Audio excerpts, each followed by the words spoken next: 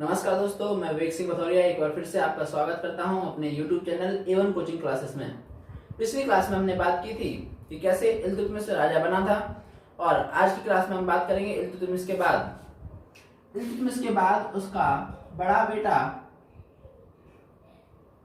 रुकनुद्दीन फिरोज शाह। कौन? रुकनुद्दीन फिरोज शाह 1236 ईस्वी में दिल्ली की गद्दी पर बैठा।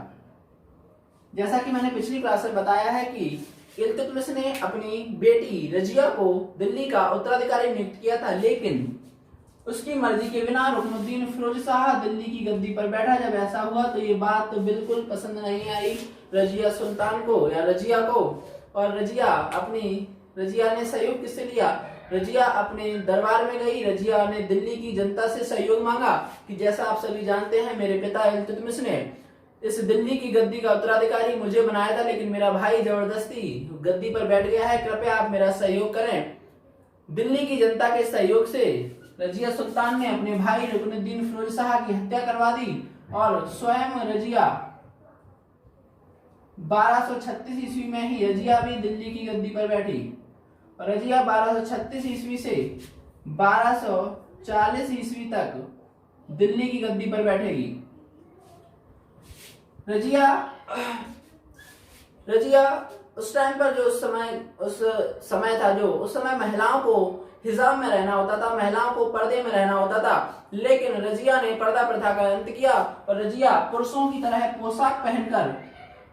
तरह पोशाक पहनकर दरबार में आने लगी, न्याय करने लगी। और ये बात वहां बहुत से लोगों को पसंद नहीं आ रही थी और उनमें ही एक नाम और शामिल था। वो नाम है बहराम शाह, जो रजिया का ही भाई था, दूसरे नंबर का, यानी इल्तुतमिश का ही दूसरे नंबर का बेटा। पहला कौन? रुकनुद्दीन फिरोज शाह, इसकी तो हत्या करवा दी रजिया ने दिल्ली की जनता के सहयोग से, लेकिन उसके दूसरे नंबर का बेटा बहराम शाह को ये बात पसंद नहीं आ रही थी कि रजिया दिल्ली की गद्दी पर बैठी है, और इसने षड्यंत्र रचना चालू कर दिया। इल्तुतमिश ने जो दल चालीसा या तुर्काने चहलगानी का निर्माण किया था, 40 प्रमुख सरदारों या 40 अपने गुलामों को मिलाकर उसने जो दल चालीसा का निर्माण किया था, उस दल चालीसा को इस बहराम शाह ने अपनी साइड में ला लिया। इस बहराम शाह ने दल चालीसा को अपनी साइड में ला लिया और रजिया को मारने का षड्यंत्र करने लगा। इधर की बात करें तो रजिया पुरुषों की तरह पोशाक पहनकर आने लगी, इसलिए लोगों ने इसे रजिया बेगम नहीं, रजिया सुल्तान कहा। क्या कहा? रजिया सुल्तान कहा। ठीक है। इसके बाद रजिया के दो प्रमुख साथी थे जिन्होंने रजिया का पूरा सहयोग दिया था। उनमें से एक था एतगीन और दूसरा था अल्तुनिया। दूसरा कौन था? अल्तुनिया। रजिया ने एतगीन को बदायूं का सूबेदार या बदायूं का गवर्नर नियुक्त किया और वहीं अल्तुनिया को पंजाब के भटिंडा का गवर्नर नियुक्त किया। पंजाब में भटिंडा का गवर्नर या राज्यपाल या कहें तो सूबेदार या इख्तियार, कुछ भी कह लो, वहां का नियुक्त किया। किसको? एतगीन को। बदायूं कहां पड़ता है बता चुका हूं, यूपी में। और पंजाब के भटिंडा का किसको किया? अल्तुनिया को। अल्तुनिया जो था, अल्तुनिया की कहानी बड़ी दर्दनाक है, क्योंकि अल्तुनिया रजिया से बेहद मोहब्बत करता था, लेकिन रजिया उसको पसंद नहीं करती थी, या कहेंगी वन साइडेड लव था अल्तुनिया की तरफ से। प्रेम तो ये कहता था किससे? रजिया से। अब आगे अगर बात करें तो रजिया को भी प्रेम हो गया था और इतिहासकार कहते हैं कि रजिया का प्रेम ही रजिया के पतन का कारण बना। रजिया को प्रेम हुआ याकूत खान से। किससे? याकूत खान से। ये याकूत खान कौन है? ये याकूत खान एक अबसीरियाई हबसी था। ये याकूत खान। और ये कहां पर? ये एक निम्न जाति का था, छोटी जात का था, इसीलिए दिल्ली की जनता को भी ये बात पसंद नहीं आई कि रजिया किसी एक निम्न जाति के उससे इश्क लड़ा रही है। और याकूत खान हबसी था। ये था कौन? ये इल्तुतमिश के समय में ही एक उसकी घुड़साल में काम करता था, यानी उसकी अश्वशाला में काम करता था, उसके घोड़ों का रखरखाव करता था। जब इल्तुतमिश घोड़े पर बैठने जाता था तो उसको पैरों को अपने हाथ पर रखवा कर उसको घोड़े पर चढ़ाता था। और यही काम जब इल्तुतमिश की मृत्यु हो गई तो उसके बाद जब रजिया जाने लगी घोड़ों पर बैठकर, तो रजिया के भी लिए भी ये हाथ ऐसे करता था और रजिया को अपने हाथों पर पैर रखवाकर घोड़े पर चढ़ाता था। और इसी दौरान याकूत खान और रजिया के बीच में प्रेम प्रसंग हो गया और रजिया ने याकूत खान को प्रसन्न होकर उसी अश्वशाला का यानी शाही अश्वशाला का मंत्री बना दिया, जिसको कहा गया अमीर आखूर। क्या कहते हैं इस पद को? अमीर ए आखूर।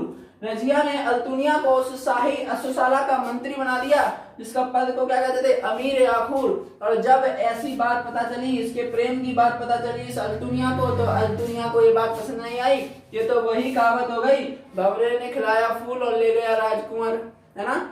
और अल्तुनिया ने विद्रोह कर दिया।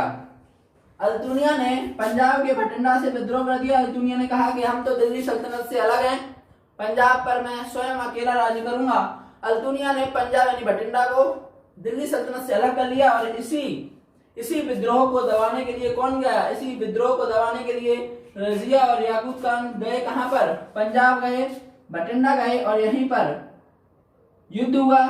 याकूत खान और रजिया वर्सेस अल्तुनिया। इसमें अल्तुनिया की सेना रजिया की सेना पर भारी पड़ी और अल्तुनिया ने याकूत खान की हत्या कर दी और रजिया को बंदी बना लिया।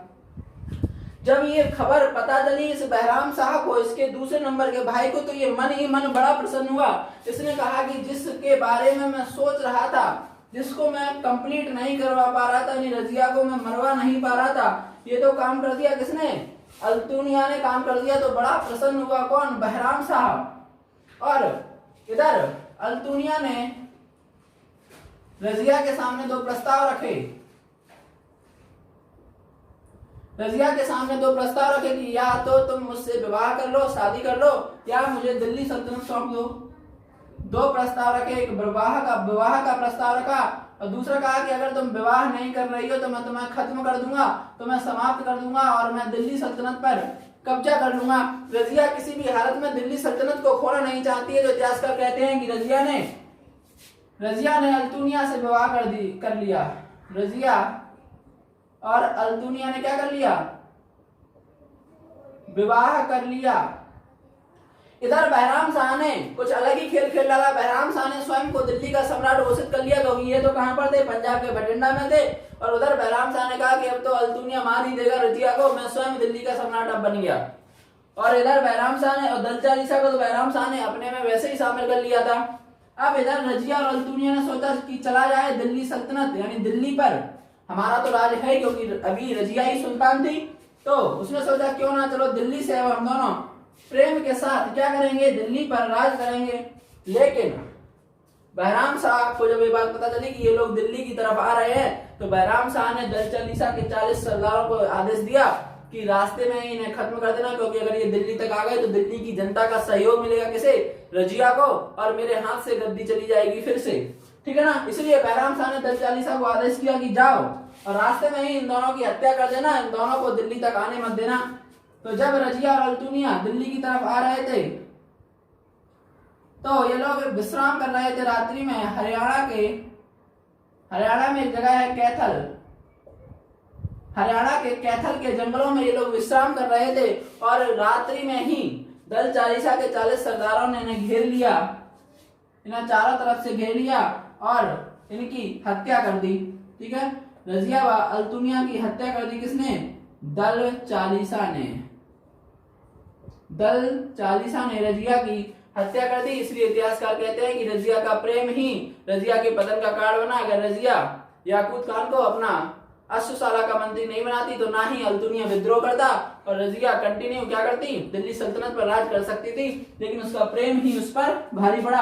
अब रजिया की मृत्यु कैथल के हरियाणा के कैथल में हुई है, इसलिए रजिया का टोम्ब यानी मकबरा भी कहाँ है? यही हरियाणा के कैथल में ही है। ठीक है, तो आज की क्लास में हमें यही बात करनी है। रजिया के बारे में हमने बात कर ली कि रजिया 1236 से 1240 ईस्वी तक रजिया दिल्ली की सुल्तान रही। और ये याद रखना कि दिल्ली सल्तनत में या पूरे भारत में प्रथम व अंतिम महिला शासिका बनी कौन?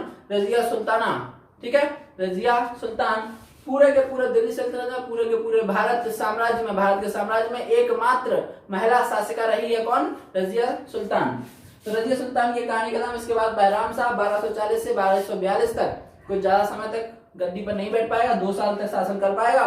फिर देखते हैं कैसे आगे चलती है ये गुलाम वंश। मिलते हैं अगले वीडियो में। वीडियो पसंद आया हो तो लाइक और शेयर करें, और अभी तक अगर चैनल सब्सक्राइब नहीं किया तो चैनल को सब्सक्राइब करें। Thank you so much.